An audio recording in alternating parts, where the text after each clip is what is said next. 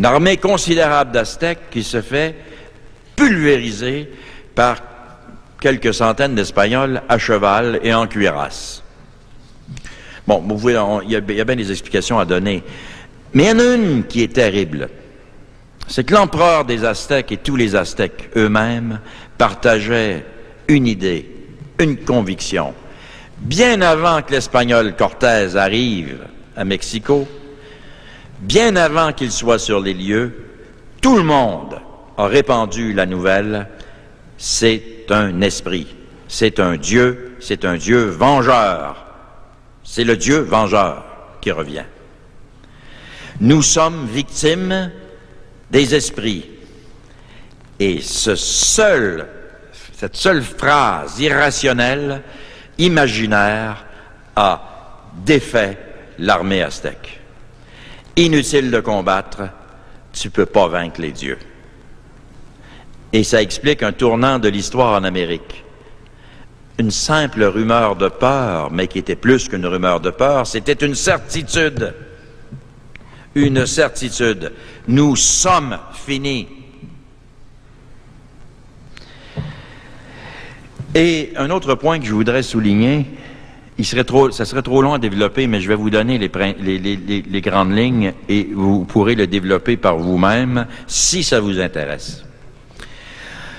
L'étape après l'animisme, la question de la spiritualité, la peur imaginaire et la peur structurée dans l'imaginaire pour notre lien avec le monde spirituel, le grand pas des animistes vers les grandes civilisations, ça s'est fait en Asie.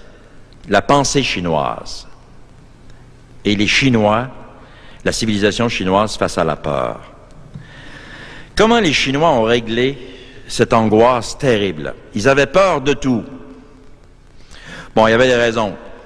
À l'époque, il y avait peur du Tibet. C'est des retours de l'histoire incroyables. Ils avaient peur du Tibet. 3 fois, le Tibet a envahi la Chine. Vous savez très bien qu'ils avaient une peur bleue des Mongols. Les Mongols, c'était par étapes. Il y a eu une mesure de sécurité exceptionnelle. On a construit un mur. Il est encore là. C'est la Grande Muraille. Alors, les Chinois vivaient beaucoup dans la peur des invasions, la peur de l'autre, la peur de bien des choses. Mais ils avaient trouvé la solution. L'ordre. L'ordre chinois, la pensée chinoise, c'est-à-dire les correspondances heureuses entre toutes les parties de toutes les choses. La vie, c'est un grand casse-tête, l'univers est un casse-tête. Alors, si tu places toutes les choses ensemble, tout va être bien, tout va être à l'ordre, et quand tout est à l'ordre, la sécurité s'installe. Rituel des correspondances, l'art de gouverner le grand nombre, puis là on parle de l'an 2000, il y a 2000 ans, là. On ne parle pas de 2008, on parle d'il y a 2000 ans. L'ordre, respecter l'ordre cosmique, gouverner pour le grand nombre. Et il y a cette phrase terrible, la Chine n'a aucun problème avec les droits de la personne, car la personne n'a aucun droit en face du système. Intéressant. Le droit de la personne est une conception de l'Occident. C'est pas l'Afrique qui a inventé le droit des personnes. Si l'Afrique avait inventé un droit, ça serait probablement le droit des familles. C'est l'Occident qui invente le droit des personnes, puis là, la Chine est pognée avec. Jamais l'empereur de Chine, jusqu'en 1912, n'a pensé qu'un individu avait un droit. Pourquoi? Car toute la pensée chinoise est fondée sur le fait que chacun doit être à sa place. Un paysan ne peut pas penser que c'est pas un paysan, là. Puis un petit, c'est un petit, puis un moyen, c'est un moyen, puis un grand, c'est un grand, puis le premier en haut, il est vraiment premier. Puis à l'époque, l'empereur des Chinois, là, on niaisait pas avec ça, là. Il était dans... Même le siège où il s'assoyait avait été calculé géométriquement. Il fallait qu'il soit à l'endroit parfait. S'il était 6 pouces à gauche, le monde allait s'écrouler.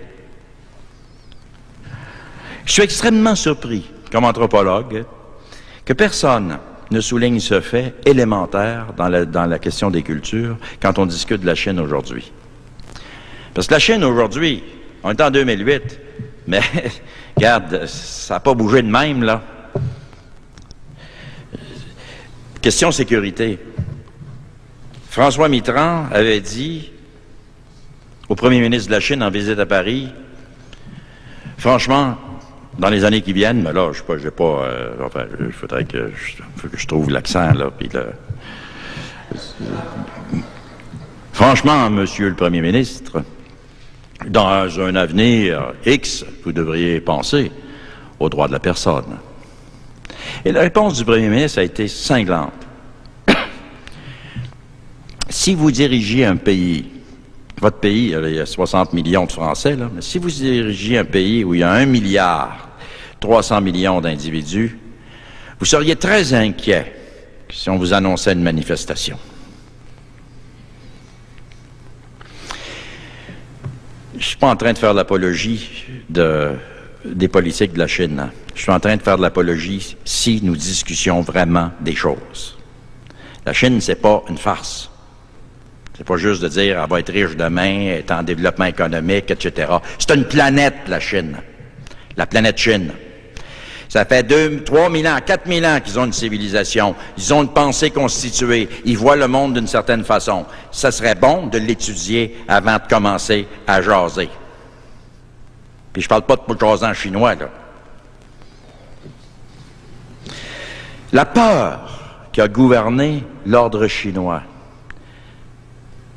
tout un empire, une civilisation qui se construit autour de l'ordre établi. On va quitter l'Asie. On a été un peu chez les Incas. Allons chez les chrétiens.